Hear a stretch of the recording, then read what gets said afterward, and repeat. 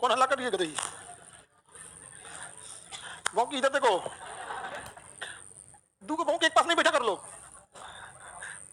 कई छोटे एयरपोर्ट है जो मिलिट्री के लिए यूज होते हैं, जिसके बारे में ज्यादा चर्चा नहीं की गई है। जैसे यहाँ पर है आपका न्योमा एयरपोर्ट, एकदम चाइना के बॉर्डर पे सट के। अरे यहाँ दौलत बेग ओल्डी, या एक थोइस एयरपोर्ट है, थोइस, या फोक्चू है, फोक्चा नहीं जी, फोक्ची, फोक्ची, यहाँ पर थोइस, फोक्ची, न्योमा, फोक्ची, थोइस, दौलत बेग ओल्डी, ये सब बहुत खतरनाक एयरपोर्ट है, एयरफोर्स के लिए है, पहाड़ के बीचों बीच में है। यहाँ हम लोग नहीं जा सकते हैं। ये किसके लिए है?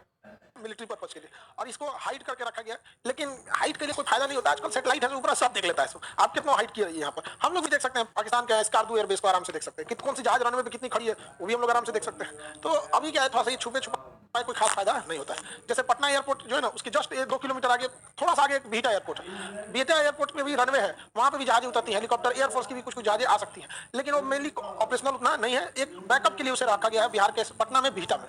गोरखपुर में भी एयरपोर्ट है, गोरखपुर का भी एयरपोर्ट जो है ना, वो एयरपोर्ट है मिलिट्री का, है किसका? मिलिट्री का। तो एयरपोर्ट मिलिट्री का, उसका थोड़ा सा एरिया दे दिया गया है टर्मिनल बिल्डिंग, किसको? आदमी पैसेंजर लोगों के लिए, कि टर्मिनल बिल्डिंग। जबकि ये रनवे किसका है? एयरफोर्स का। यहाँ एयरफोर्स का अपना हैंगर है, इसमें लड़ाकू जहाजें रखी रहती हैं इसमें। अगर आप गोरखपुर एयरपोर्ट से अगर उड़ान भरेंगे ना, तो आपको ये लड़ाकू जहाजें दिख जाएंगी, जगुआर रखी रहती है, जगुआर जहाज। तो आपको बस इतने एरिया में एंट्री मिलती है, इतना एरिया में। और उसके बाद से जैसे टर्मिनल बिल्डिंग में एक क्लासरूम है, इतना बड़ा है टर्मिनल बिल्डिंग। हाँ, जितना बड़ा क्लासरूम है ना गोरखपुर एयरपोर्ट में। कोई गोरखपुर एयरपोर्ट गया है? इसमें 1-2 लड़का इसमें लाइव वाले में, तो गोरखपुर के बहुत सारे लड़के। इतने बड़ा होगा आपका वेटिंग रूम जो बैठने वाला है, उसमें फोटो खींचना वहाँ अलाउ नहीं। जिस भी मिलिट्री एयरबेस आता है वहाँ फोटो नहीं खींच सकते। है किसका? वो मिलिट्री का। वहाँ पहले बोलेगा, लैंड करने से पहले बोल देगा, वहाँ पे एयर होस्टेस बोल देगी। यहाँ पे गोरखपुर एयरपोर्ट एक मिलिट्री एयरपोर्ट है, यहाँ तस्वीरें लेना वर्जित है, आप फोटो नहीं ले सकते वहाँ पे। तो छोटा सा एयरपोर्ट है यहाँ पे। जितना क्लासरूम में जितने लोग बैठे हैं ना, इतना भी वहाँ नहीं बैठ सकते, इतना भी वहाँ पे नहीं बैठ सकते। कुछ कर रहे हो? अरे इतना ही है उसका वेटिंग एरिया। उसका वेटिंग एरिया जो है ना, इतना ही है। सिक्योरिटी चेक करने वाला बाहर है, और वेटिंग इतना बड़ा सिक्योरिटी चेक करने वाला है, इतना ही बड़ा वेटिंग एरिया। फ्लाइट भी तो कम है वहां पे। तो ये रनवे किसका है? तो यहाँ जहाज उतरती है, घुमा के लेके चलाती है, यहीं खड़ी कर देती है, और चुपचाप इसमें खड़ा रही है, बैठिए लेके उड़ जाएगा। साइड में देखिएगा ना, लेफ्ट साइड में, तो वहाँ पे लड़ाकू जहाज जगुआर खड़ी रहती है, जगुआर और डर्नियर जहाज है वहाँ पे। उसके बगल में कुसमी जंगल है गोरखपुर के पास, वो भी उनका बेस होस है, उसमें अंदर पूरी लगा के रेडी रखते हैं। तो ये गुप्त रखा गया, लेकिन सबको पता है। अब सैटेलाइट के जमाने में अब बहुत चीजें को आप गुप्त नहीं रख सकते ना।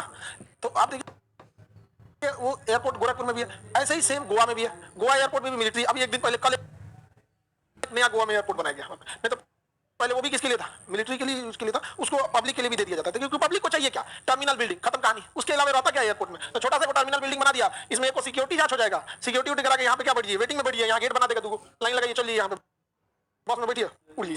गोरखपुर एयरपोर्ट में बस भी नहीं आती है, नहीं आती है, नहीं। बसवा में लेके जाता है जहाजिया बैठाने के लिए, बस में ही बैठाने के लिए ले जाता है। नहीं तो ऐसे खुला छोड़ देगा ना, तो बस में तो कोनो में जाके बैठ जाएगा कोनो, और अंदर वाले को पता ही नहीं पड़ेगा कहाँ हो। तो कहेगा कौन पता चल रहा, लिखा है C1712 कहाँ। उन्हें कोनो चौराहा वारा भी थोड़े रहता वहाँ पे, सब कोड लिखा रहता वहाँ पे। आगे तो कुछ एयरपोर्ट है जिनको मिलिट्री पर्पज के लिए ज्यादा यूज किया गया। आगरा एयरपोर्ट भी मिलिट्री के लिए, तो बहुत सारे एयरपोर्ट है। हमसे का लिए पूछ रहा है कि आप बैठे हैं जहाज पे। चलिए अब देखिए ध्यान से, अब क्वेश्चन पूछते हैं एयरपोर्ट से, आप बता देंगे? हाँ बताओ अपनी तुम। रायपुर एयरपोर्ट का नाम। बीच में कोई बोल दिया मुझको फुल मूड में पीटने के लिए, कोई नहीं बोलेगा। बीच में जो बोल दिया वो भी पिटाएगा। आ जाओ अपने हाथ अपने के लिए, उंगली पे पीटना है, नहीं ऊपर ऊपर। और लग गया? बढ़िया लग गया। टूटे उठेगा नहीं, टूट गया तो इलाज भी हो जाता, कोई दिक्कत नहीं। आगे बढ़े, आप बताओ अपनी। आप भी पिटाइएगा? लाइए पीट देते हैं।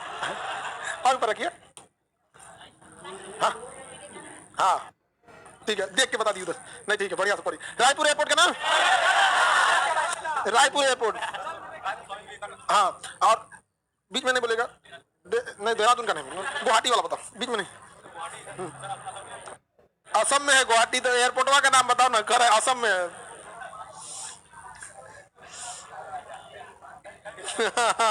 आजा आजा, पिटा पिटा पिटा। और ऊपर और भी नहीं।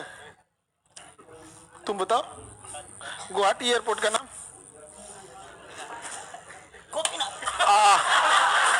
बेचारा पिटाने के जस्ट बाद बोला गोपीनाथ। अब वापस थोड़ी हो सकता है। गोपीनाथ बारदोली एयरपोर्ट, एकदम बेचारा एकदम पिटाते पिटाते बोल दिया यहाँ पे। हाँ? इंतजार कर रहा था पिटाने का। देखो लड़का सब कितना दिल का बड़ा होता है, सब पिटाने के बाद भी बता दिया वहां पर। Gopinath Bardoloi airport, Bardoloi. Banaras airport, Bahadur Shah Zafar, Lal Bahadur Shastri international airport, Lal Bahadur Shastri international. Delhi airport, Indira Gandhi airport. Mumbai airport का नाम छत्रपति शिवाजी टर्मिनल। आगे बढ़े।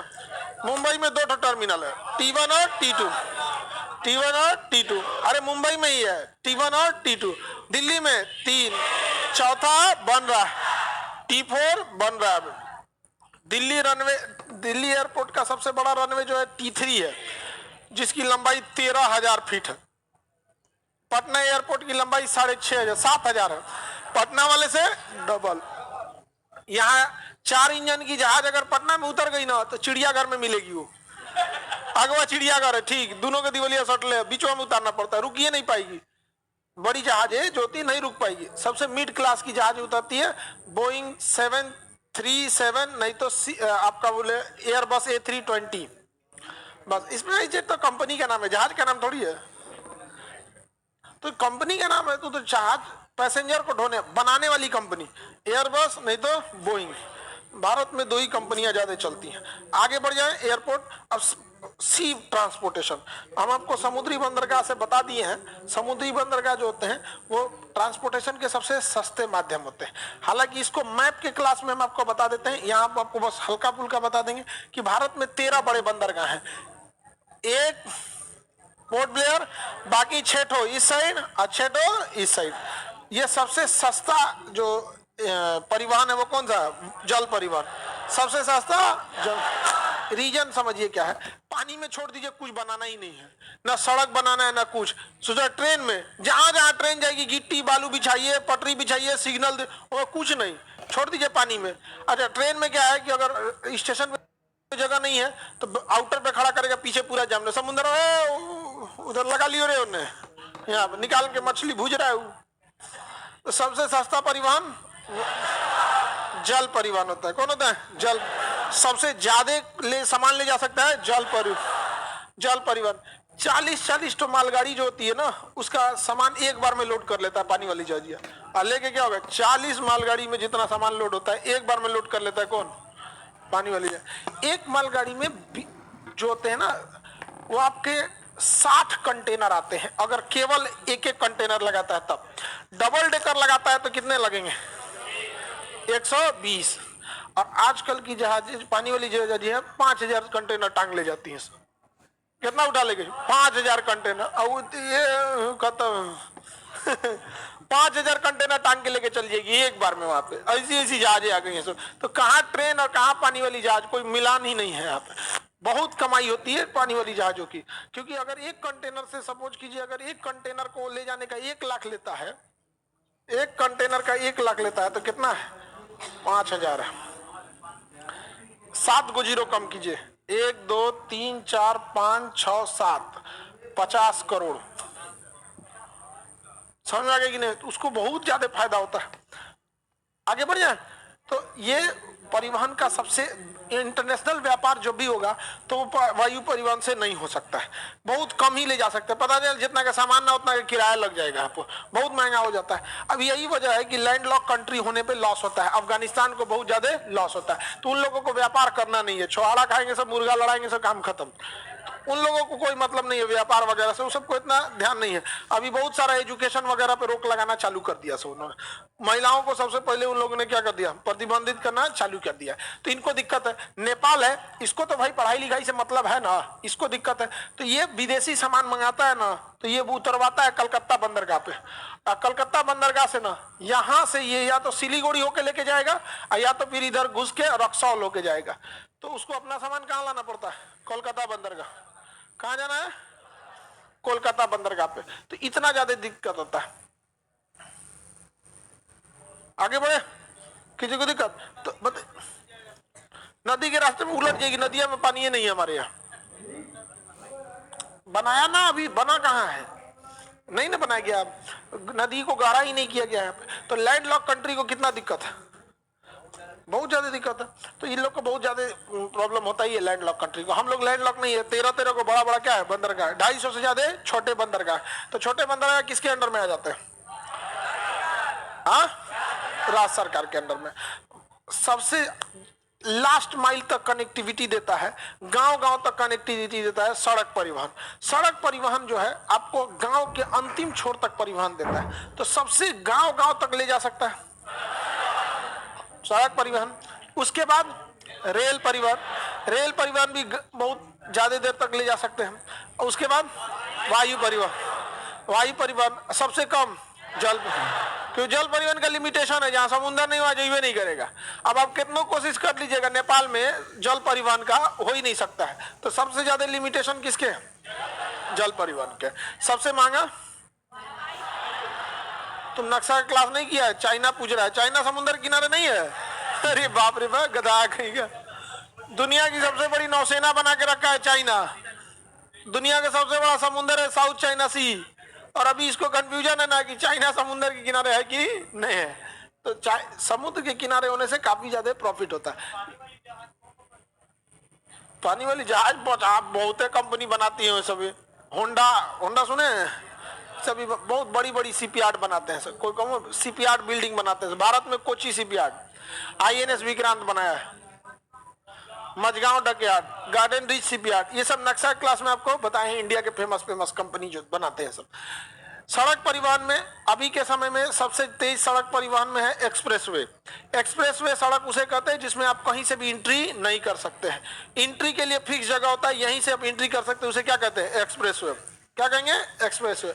हाईवे और एक्सप्रेसवे में अंतर होता है। हाईवे में जब मन तब साइकिल चढ़ाइए घुस जाइए। कोनो को बकरी हाईवे पे टहल रहा है, अरे बकरिया खींच के ले आ रहे, हाईवे पे से खींच के लाया जाता है। लेकिन एक्सप्रेसवे में ऐसा नहीं होता है, साइड साइड से कटीले तार से दीवार उठा दिया जाता है, आप एक्सेस उसमें नहीं घुस पाएंगे, इसलिए उसे कहते हैं एक्सेस कंट्रोल। क्या कहेंगे, एक्सेस कंट्रोल। आप नहीं घुस सकते उसमें। 20-25 किलोमीटर पर बाद पे एक तो कट दिया रहता है कि आप इधर ही से निकल सकते हैं। एक बार यू टर्न गलत हुआ ना तो आपको कम से कम 25-30 किलोमीटर आपको जाइए, चुपचाप 25 किलोमीटर 30 किलोमीटर चल दीजिए एक्सप्रेसवे पे। जैसे यूपी में बहुत ज्यादा एक्सप्रेसवे बनाए गए हैं, यूपी में एक्सप्रेसवे की संख्या बहुत ज्यादा है। यहाँ पर बिहार में एक भी एक्सप्रेसवे नहीं है। एक्सप्रेसवे पर आप कम से कम चलते हैं तो 100, एकदम नॉर्मल है 100। एक्सप्रेसवे पे ना 100 की स्पीड कम लगेगी क्योंकि सब लोग 100 पे जाते हैं, लेकिन 80-100 के बीच में एक्सप्रेसवे पे रहना चाहिए। बहुत ज्यादा ओवर स्पीड करिएगा तो मुलाकात हो जाएगी भगवान से, यमराज से मिल सकते हैं आप लोग यहाँ पर। तो एक्सप्रेसवे एक नया कंसेप्ट है। नक्शा की क्लास में आपको हर एक हाईवे याद करा दिए थे, याद कीजिए। तो आपको मैपिंग के क्लास में NH1 कहां से कहां तक, अमृतसर से दिल्ली। NH2 दिल्ली से कलकत्ता। 3 आगरा से मुंबई। 4 मुंबई से चेन्नई। 5 चेन्नई से कोलकाता। 6 कोलकाता से। 7 वाराणसी से कन्याकुमारी। ये चीज आपको हम नक्शा में याद करा देते हैं, इसके लिए इसको लिए टेंशन नहीं लेना है। नदी परिवहन, जल परिवहन यानी बंदरगाह और सड़क, ये नक्शा के क्लास में याद करा देते हैं। वायुयान यहाँ के क्लास में याद कर दिए। कोई दिक्कत हुआ, कोई दिक्कत नहीं है यहाँ पे। अब एक कंसेप्ट होता है ग्रीन फील्ड और ब्राउन फील्ड। ग्रीन फील्ड और ब्राउन, किसी भी सड़क को जब हम लोग बनाते हैं ना तो सड़क का 60% पैसा सड़क को बनाने में नहीं बल्कि सड़क बनाने के लिए जमीन खरीदने में लग जाता है।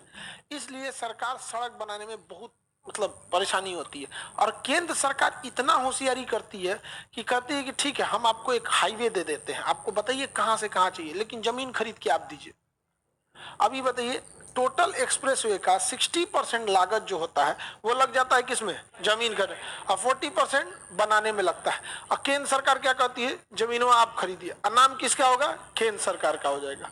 तो इसलिए बहुत सारे राज्य सरकार इससे कतराते हैं कि भाई हमारे पास उतना पैसा नहीं है।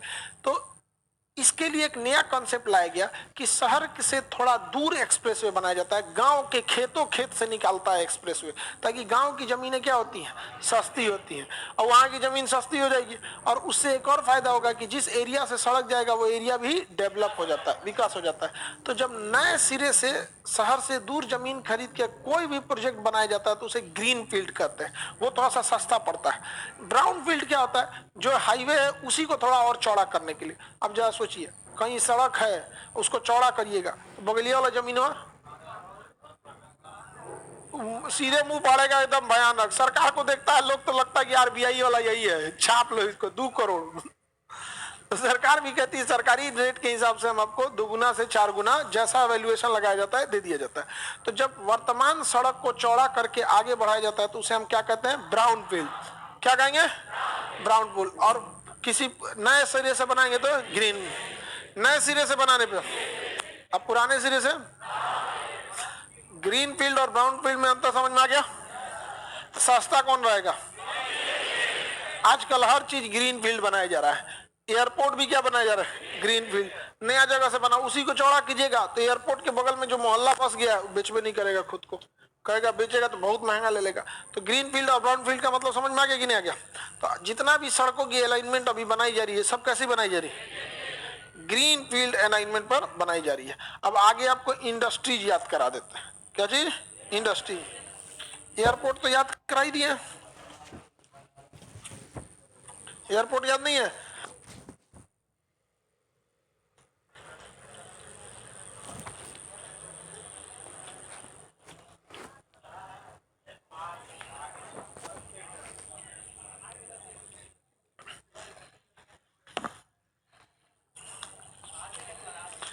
इसमें फर्स्ट पेज पे आप लोग के पास फर्स्ट पेज मिलेगा, इंडस्ट्रीज है। ये याद करने का टॉपिक है, आपको ये याद रखना जरूरी है क्योंकि इसमें डाटा पूछता है, स्टैटिकल डाटा पूछ देता है।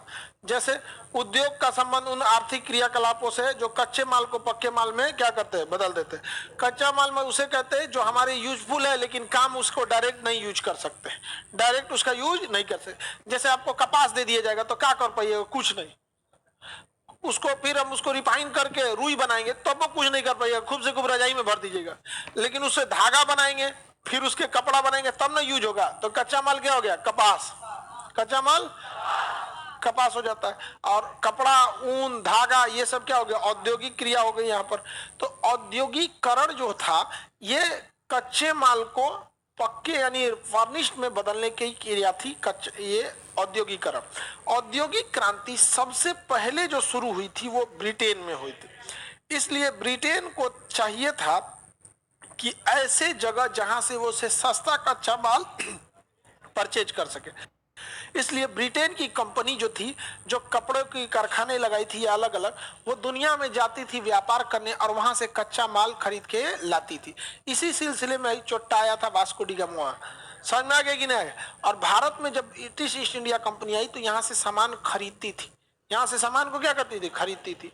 और भारत के लोगों से ही वो सामान को खरीदती थी। धीरे धीरे उसको लगा कि यहाँ के लोगों से सामान खरीदने से बेटर है छीन लो, खरीदने से बेटर क्या है, छीन लो। ब्रिटिश ईस्ट इंडिया कंपनी पहले खरीदती थी, उसके बाद क्या कर ली, छीन ली। यहाँ पर यहाँ से गन्ना ले जाती थी, वहां चीनी बना देती थी। यहाँ से गेहूं ले जाती थी, वहां बिस्किट बना देती थी। यहाँ कपास ले जाती थी, वहां से कपड़ा बना के लेके चलाती थी। तो ब्रिटिश ईस्ट इंडिया कंपनी को बहुत फायदा होने लगा। तो उसको लगा कि ऐसा ऐसा कई को जगह पे कब्जा करने लायक है। तो कोई जहां तहां घूम घूम कब्जा करने लगा। ब्रिटेन वहां छोटा कहीं कहीं क्या कर लेता था, कब्जा कर लेता था। उसके बगल में था जर्मनी, वो कहा कि हम भी कब्जा करेंगे। उसके यहाँ भी औद्योगिक क्रांति हो गई। उसने घुस गया अफ्रीका में, अफ्रीका के 30-40 को देश को पकड़ के कब्जा लिया। पुर्तगाल कहा कि हम किधर जाए, इंडोनेशिया घुस गया। फ्रांस कहा हम किधर जाए, थाईलैंड घुस गया, वियतनाम, थाईलैंड वगैरह में। जहां तहां यूरोप वाला घुस घुस के कब्जा किया। केवल किस लिए, कच्चा माल के लिए। तो जब आप कच्चे माल और केवल पैसे के लिए किसी देश को अपने अधीन रखते हैं तो इसे हम उपनिवेश कहते हैं, कोलोनाइजेशन। उपनिवेश या कोलोनाइजेशन। तो कोलोनाइजेशन किस महाद्वीप में शुरू हुआ था, यूरोप वालों ने चालू किया था। उपनिवेशवाद इसे कहा जाता था। तो यूरोप अभी भी कोलोनाइजेशन को डिजिटल रूप में कर रहा है। गूगल का कब्जा है हर एक देश पे, गूगल का। देखिए फ्रांस रूस से लड़ाई हुई, गूगल साइड हो गया, मैकडोनल्ड साइड हो गया, आईफोन साइड हो गया, माइक्रोसॉफ्ट साइड हो गया। हम लोग की डिपेंडेंसी इतनी ज्यादा है कि आज फेसबुक, गूगल, व्हाट्सएप, अमेरिका से हम कुछ नहीं कर सकते। बंद होगा तो हम लोग का सब चीजें बंद हो जाएगा। समझ में? सारा मोबाइल काम करता है जीमेल पे। जीमेल गया, मोबाइल गया, करेंगे कौन चीज? आप किसी भी चीज को लॉगिन करने से पहले, मोबाइल खरीदने से पहले एक जीमेल अकाउंट बनाते हैं। और जीमेल किसका है? गूगल का। जब मन तब बंद कर देगा, कंट्रोल करता है हम लोगों को। अमेरिका के खिलाफ ज्यादा नहीं जा सकते हैं, युद्ध की स्थिति में बंदे कर देगा वहां पर। सबका मोबाइल रखेले रह जाएगा। एंड्रॉइड किसका है? अमेरिका का। गूगल, आईफोन किसका है? हमारा मोबाइल या तो एंड्रॉइड है या तो आईओएस है। हम लोग तो देखिए, ये एक नौ उपनिवेशवाद है। किसी तरह आपको उलझा के रखिए, आप लौट नहीं सकते उससे, मजबूरी है हम लोग की। वहां पे क्या करेंगे? लोग बंद कर देगा तुरंत, अपडेट रोक देगा। समझ में? ये मैकडोनल्ड, केएफसी है नहीं तो जाओ, तो तुम जाओ यहाँ पे, आदमी अपन मुर्गा भूज देगा। लेकिन अगर गूगला चल गया तो दिक्कत हो जाएगा। और वो धीरे धीरे हर चीज में प्रवेश कर जाते हैं सब, हर चीज का डाटा रखे रहते हैं वो सब। तो ये नौ उपनिवेशवाद एक तरह से कह सकते हैं। तो ब्रिटेन ने ही औद्योगिक क्रांति के बाद उपनिवेशवाद को जन्म दिया और जगह जगहों पे क्या किया था? कब्जा किया था। उसने रेलवे लाइन इसीलिए भारत में बिछाई थी कि ज्यादा से ज्यादा सामान को बंदरगाह तक लाया जा सके। कच्चे माल को कहाँ लाया जा सके? रॉ मटेरियल को लाता था बंदरगाह पे, लेके चल जाता था इंग्लैंड। यहाँ से खदान से निकालता था लौ अयस्क, लेके जाता था इंग्लैंड, और वहां स्टील बना के ले आके यहाँ महंगा में बेचता था। तो वहां के लोगों को रोजगार मिलता था। जहां पे स्टील कारखाने लगेंगे वहां के लोगों की टेक्नोलॉजी डेवलपमेंट ज्यादा होगी। जैसे आप कोई भी चीज कर रहे हैं तो उससे अच्छी टेक्नोलॉजी पे न लाएंगे, तो वहां इंडस्ट्रियलाइजेशन ज्यादा करने लगा था। लेकिन मजबूरी थी, कुछ चीजों को वो भारत में ही लगाना चाहता था, इसलिए कुछ चीजों को भारत में ही स्थापित किया गया था। उपनिवेशवाद का मतलब समझ में आ गया? आगे बढ़े। भारत में औद्योगिक नीति, भारत में औद्योगिक नीति जो लास्टली औद्योगिक नीति थी वो आई थी 1948 में। अंग्रेज जो लाए थे 47 में। आजादी के बाद पहली औद्योगिक नीति 1848, 1800 अरे 1948। आजादी के बाद तो 1909 हो जाएगा। पहली नीति 1948 में। उसके बाद आया तो 1956, और सबसे बड़ी औद्योगिक नीति आई थी 1991 में हम लोगों ने ब्रिटेन वाले को प्रतिबंध लगा रखा था। 1991 से पहले कोई भी विदेशी कंपनी भारत में डायरेक्ट नहीं आ सकती है, वरना हम लोग का औद्योगिक विकास नहीं होगा। बाद में 1991 में हम लोगों ने कहा कि आप आके पार्टनरशिप कर सकते हैं। तो भारत में बहुत सारी कंपनियां आके पार्टनरशिप की। जापान की सुजुकी कंपनी भारत के मारुति से पार्टनरशिप की, Maruti Suzuki. Honda company hero से की, हीरो होंडा। समझ में आ गया कि नहीं? लेलैंड कंपनी अशोक कंपनी के साथ अशोक लेलैंड ने कर दिया। तो धीरे धीरे भारत में टेक्नोलॉजी डेवलप होने लगा और ये कंपनी भी सीखने लगे उनका वर्किंग कल्चर कैसा। सबसे जरूरी चीज तो होता है वर्किंग कल्चर। अगर आपको 500 लोगों को दे दिया जाएगा कंपनी, तो आप 500 लोगों को काम कौन सा कराना है आपको पता नहीं है, पता ही नहीं है काम क्या कराना है। भाई 500 आदमी तो मिल गए। तो वर्किंग कल्चर डेवलप करना बहुत जरूरी होता है। तो भारत ने पहले वर्किंग सीखा, फिर 1991 में क्या सीखा? Working culture. और धीरे धीरे उसी चीजों को एडॉप्ट करके आज भारत औद्योगिक रास्ते पे बहुत तेजी से निकल रहा है यहाँ पे। और उपनिवेश, और वो उपनिवेश ही होता है, उपनिवेश, औपनिवेश नहीं, उपनिवेश होता है।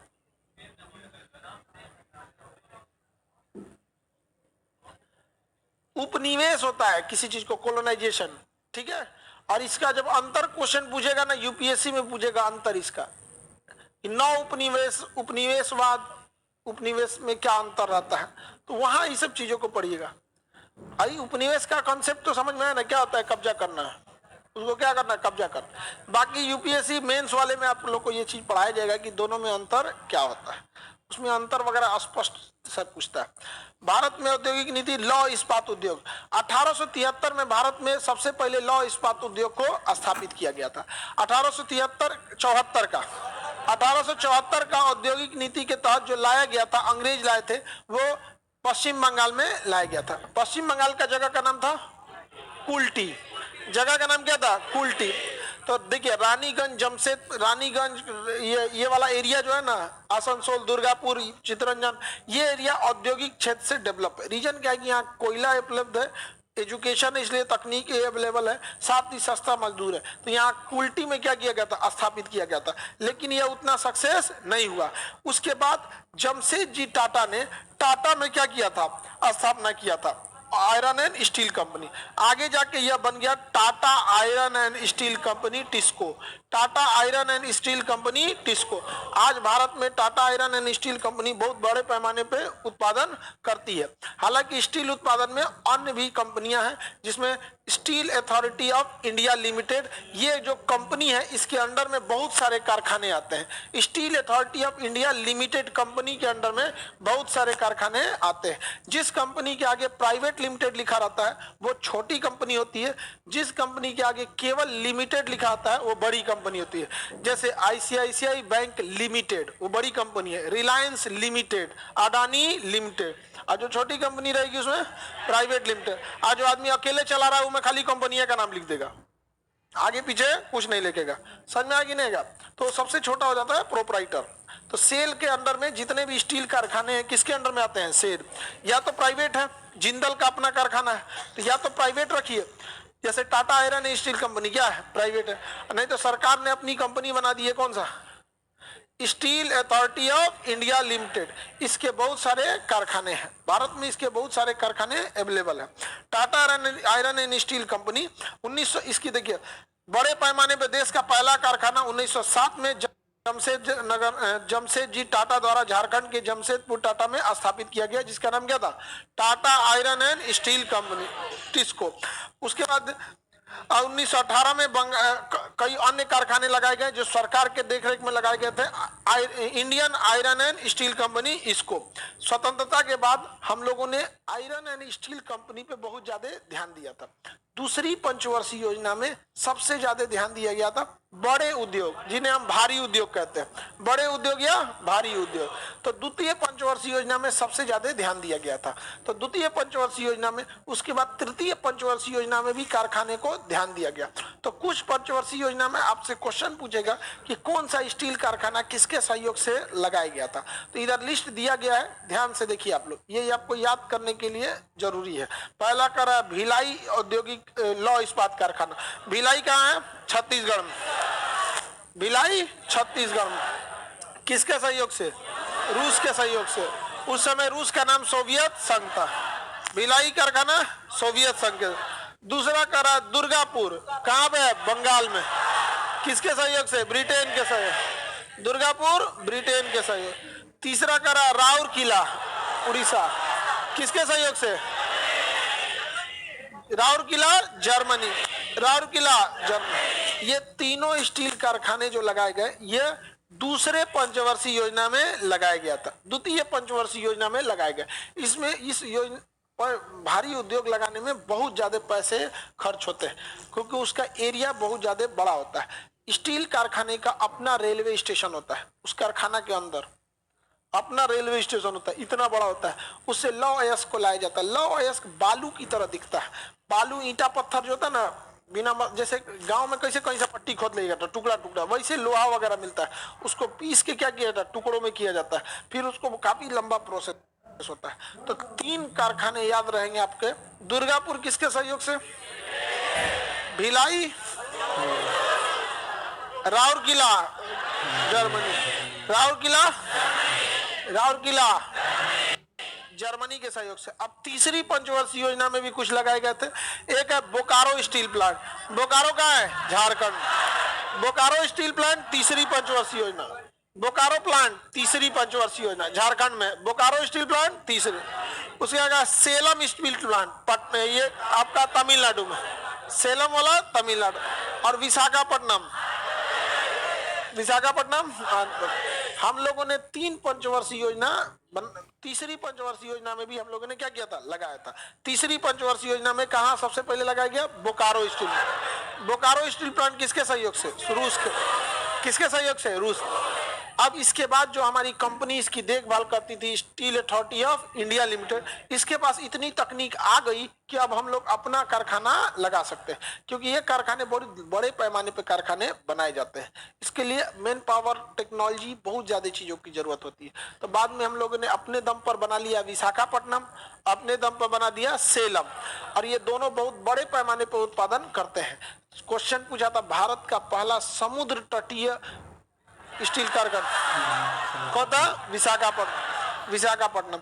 देखिए ये वही कारखाने लगाए जा सकते हैं जहां ऑलरेडी आपको लौ अयस्क की मात्रा उपलब्ध है।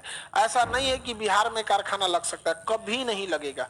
ऐसा कभी नहीं हो सकता है कि हरियाणा में जाके कभी लौ इस्पात का कारखाना लगेगा, क्योंकि लौ इस्पात के कारखाने में जो कच्चा माल होता है वो 16 गुना ज्यादा लगता है।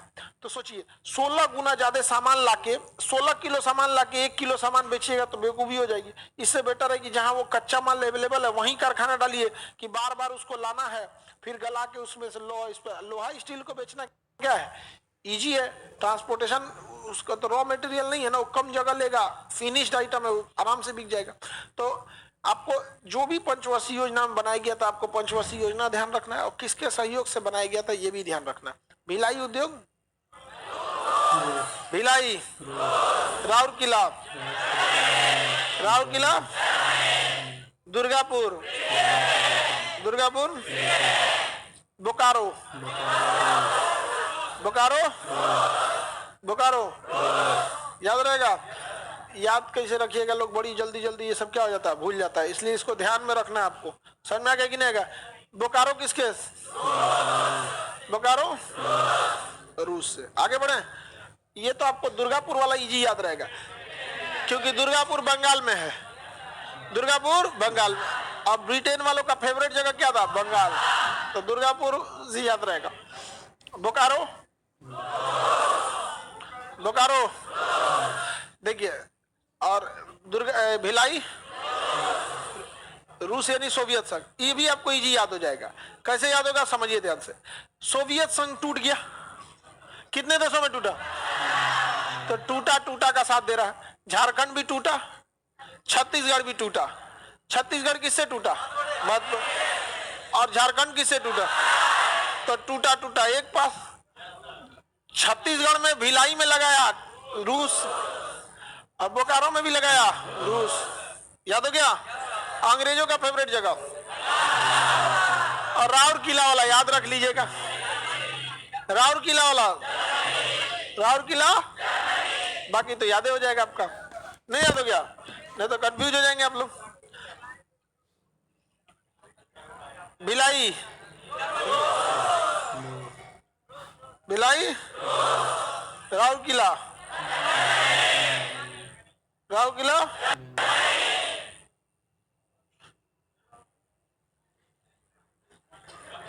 करा दुर्गापुर पूछिए, ब्रिटेन बताएंगे।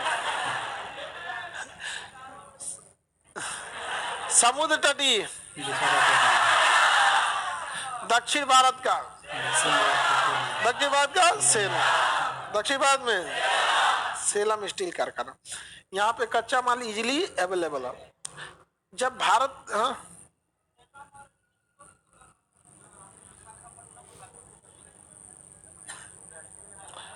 दक्षिण में ज्यादा ये ना है जी,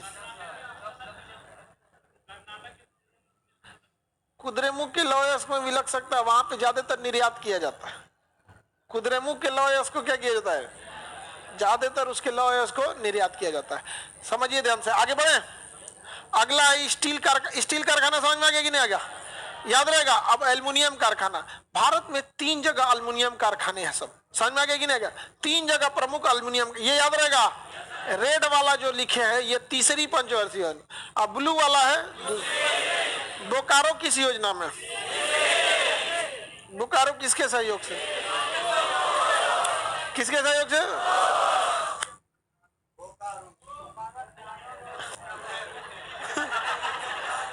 बोकारूस का रहा है गदा के, सुन लेगा पुतिन ना, अगले दिन आप लॉज में सोए हुए पाए जाएंगे। पुतिन लाइफ में सबसे पंगा लेने का, पुतिन से नहीं, पुतिन अलग दिमाग का आदमी है। अगला आपका एल्युमिनियम कारखाना है। भारत में एल्युमिनियम का पहला कारखाना 1937 में पश्चिम बंगाल के जेके नगर में लगाया गया।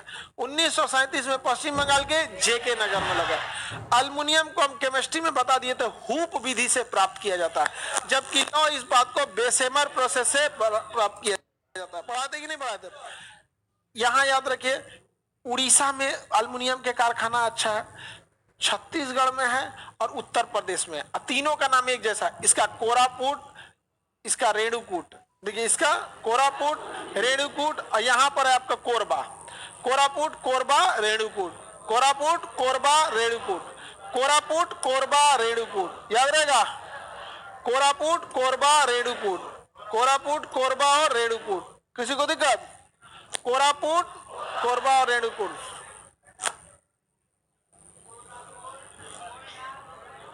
कोरापुट, कोरबा, रेणुकूट। रेणुकूट कहाँ है? कोरापुट उड़ीसा में, कोरबा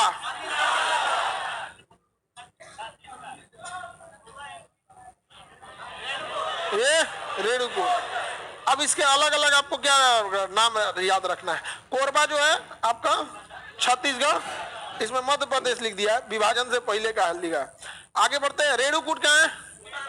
उत्तर प्रदेश में। रेणुकूट, रेणुकूट उत्तर प्रदेश, कोरबा छत्तीसगढ़। इसका नाम है बालको, इसका नाम है हिंदाल्को। क्या नाम है? हिंदाल्को।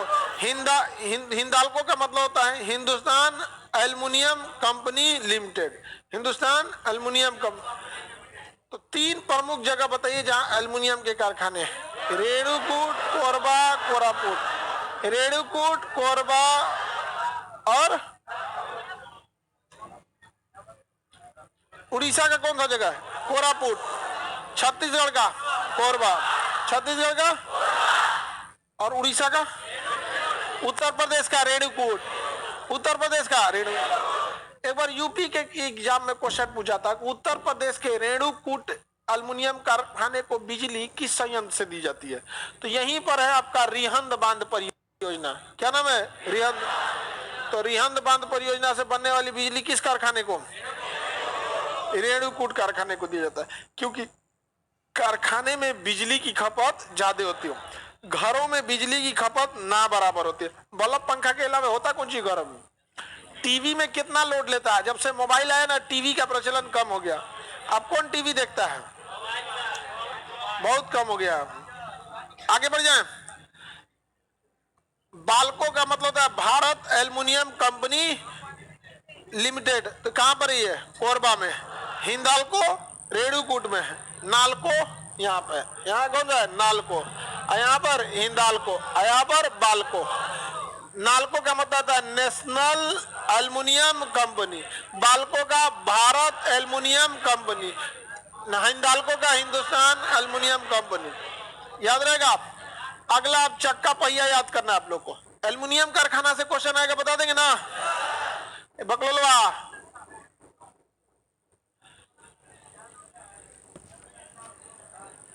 क्या जल्दी है आपको? तबीयत खराब है? नहीं खराब रहेगा तो हम खराब कर देंगे। बोलिए। दमन जोड़ी लिख दिया, वहां रेणु कोराकुट लिख दीजिए आप लोग।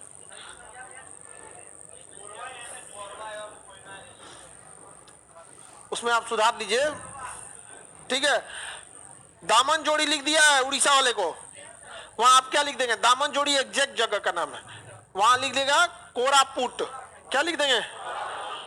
कोरापुट, कोरापुट, कोरापुट। क्वेश्चन कोरापुट से ही पूछते हैं, दामन जोड़ी भी सही है, कोरापुट। याद रहेगा। अगला आपका रेल उपकरण उद्योग। रेडी है? रेल कारखाना याद किया जाए। स्टील तो याद हो गया आपका। एल्युमिनियम भी, 3 शहर एल्युमिनियम के लिए, रेणुकूट, कोरबा, कोरापुट। रेणुकूट, कोरबा, कोरापुट। याद रहेगा ना। इसका नाम है नेशनल एल्युमिनियम कंपनी नालको। इसका नाम है भारत एल्युमिनियम कंपनी बालको। इसका नाम है हिंदुस्तान एल्युमिनियम कंपनी हिंदाल्को। क्या नाम है? हिंदाल्को। याद हो गया ना। अगला है रेल उपकरण कारखाना। रेल उपकरण कारखाना, इसमें सबसे पहले पहिया एवं एक्सल, बेंगलोर, इसे कहते हैं पहिया, इसे कहते हैं एक्सल। क्या कहते हैं? एक्सल। पहिया एवं एक्सल बेंगलोर। अब पहिया कारखाना छपरा, पहिया कारखाना छपरा। छपरा में नया गांव एक जगह है, यहाँ से 15 किलोमीटर 25-30 किलोमीटर पड़ेगा, दरियापुर बेला। अरे गौवा का नाम है दरियापुर बेला, एकदम पास में। जिला तो छपरा ही ना आता है, सारण जिला। तो पहिया कारखाना छपरा, पहिया एवं एक्सल दोनों बेंगलोर, पहिया एवं एक्सल दोनों, पहिया कारखाना छपरा। विद्युत इंजन चितरंजन, विद्युत इंजन चित्र, ये फेमस पुराने हैं जहां से सवाल पूछता है। मधेपुरा में भी है। कहाँ है? मधेपुरा में। कहाँ पे? मधेपुरा। तो चितरंजन में प्लस करके क्या लिखेंगे? मधेपुरा। चितरंजन में प्लस करके मधेपुरा। मधेपुरा बिहार में है। मधेपुरा किस जिला में आता है? मधेपुरा कुछ जिला है? हाँ, मधेपुरा खुदे जिला है, बिहार में आता है, खुदे एक जिला है, वो कुछ जिला में। चितरंजन आपका पश्चिम बंगाल में। चितरंजन पश्चिम बंगाल। भारत का सबसे हैवी इंजन जो बनाया जाता है मधेपुरा में। कहाँ पे है? मधेपुरा। वैग 12, वैग 12 इंजन सबसे पावरफुल है भारत का। चालू इंजन बन के चालू हो गया, नीले रंग का इंजन पूरा गाड़ी खींचने लगा। स्पेशली बनाया गया है उसे WDFC के लिए। किसके लिए? मैंने DFC के लिए, वहां पे मालगाड़ी खींचने के लिए। 2 को इंजन मिला के एक इंजन है वो। वैग 12 अकेला इंजन नहीं है, 2 को है। समझ में आया? उसका मोटर अलग है, ट्रैक्शन अलग है, 2 को इंजन मिला के वो क्या है? अकेले है। भारत का सबसे बड़ा इंजन वैग 12 नीले रंग का होता है। समझ में आ गया? उसके बाद आता है वैग 9 हरा रंग का। देखिए हरा रंग का इंजन मालगाड़ी में देखते करेंगे, उस घींच के लेके चल जाता है। यहाँ पे सवारी गाड़ी को नहीं घींचेगा, उलाट के फेंक देगा, उसको कहेगा ये कौन सी झुंझुना घींचने का दे दिया आपको। जमालपुर हॉलिंग सेंटर है, वहां पे सर्विसिंग वगैरह होता है। जमालपुर में सर्विस वगैरह होता है। रेल पहिया एवं एक्सल, विद्युत engine Chittaranjan, integral coach factory Chennai, integral coach factory Chennai, ICF integral coach factory Chennai, यह सबसे बड़ा कारखाना है। यहीं से बनती है वंदे भारत एक्सप्रेस। इसलिए वंदे भारत के अगवा पढ़िएगा, लिखा रहता है ICF। देखें अगवा लिखा रहेगा ICF, इंटीग्रल कोच फैक्ट्री। कहाँ पे है? चेन्नई। चेन्नई में कहा? पेरम्बूर। चेन्नई बड़ा शहर है, उसमें पेरम्बूर में। आगे बढ़े। इसका स्टील कहां से आता होगा? सेलम से। स्टील सेलम। पहले जो डिब्बे रेलवे के बनते थे नीले रंग के होते थे, वो कास्ट आयरन के थे, बहुत भारी होते थे। अभी जो बन रहे हैं स्टेनलेस स्टील के बन रहे हैं, LHB कोच, लाल रंग के अब डिब्बे होते जा रहे हैं। पहले नीला वाला डिब्बा अब धीरे धीरे गायब हो जाएगा, सब LHB कोच आ जाता है। समझ में आ रहा है कि नहीं आ रहा है? डीजल इंजन कारखाना वाराणसी। Diesel engine Varanasi. आप में जो वाराणसी के होंगे उनको पता होगा, वाराणसी से थोड़ा सा आगे एक स्टेशन है मड़ुआडी। मड़ुआडी बनारस की है, हाँ? सासाराम तो आपके यहाँ से पास में ही है। मड़ुआडी वहीं पे है रेल डीजल इंजन कारखाना। डीजल इंजन कारखाना तो बनारस में डीजल इंजन कारखाना है। समझ में आ गया कि नहीं आ गया? छपरा में तुम लोग सर्विस सेंटर को जहाँ सफाई होती है सब तुम लोग कारखाना समझता है, तो हम क्या करें? इंजन की ओवरहॉलिंग करेगा ना, इंजन में चलते रहेगी, उसकी सर्विसिंग कहाँ होगी? तो एक कोच अलग हो जाती है। सर्विस सेंटर में कर रहा है सर, हमारे गांव में भी देखे हैं इंजन बनते हुए, खोल के उसको सफाई कर रहा है तो इंजन बन रहा है। Rail coach factory Kapurthala, rail coach factory Kapurthala, और आधुनिक कोच फैक्ट्री रायबरेली। आधुनिक कोच फैक्ट्री राजधानी वगैरह की बॉगी कहाँ बनती है? रायबरेली। आधुनिक coach factory, rail coach factory Kapurthala, integral coach factory Chennai.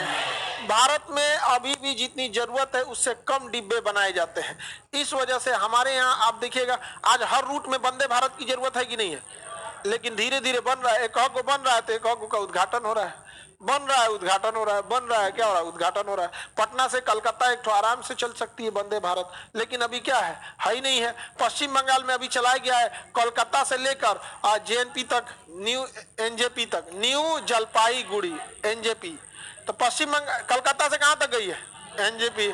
तो जो किशनगढ़ के लोग होंगे वो तो आराम से पकड़ लेंगे, क्योंकि बिहार के किशनगढ़ से ये रास्ता करीब आता है। और यहाँ पकड़ेंगे 4 घंटा में कहाँ पहुंच जाएंगे, कलकत्ता। नहीं तो अभी किशनगढ़ से कलकत्ता ही ना 10 घंटा लग जाता।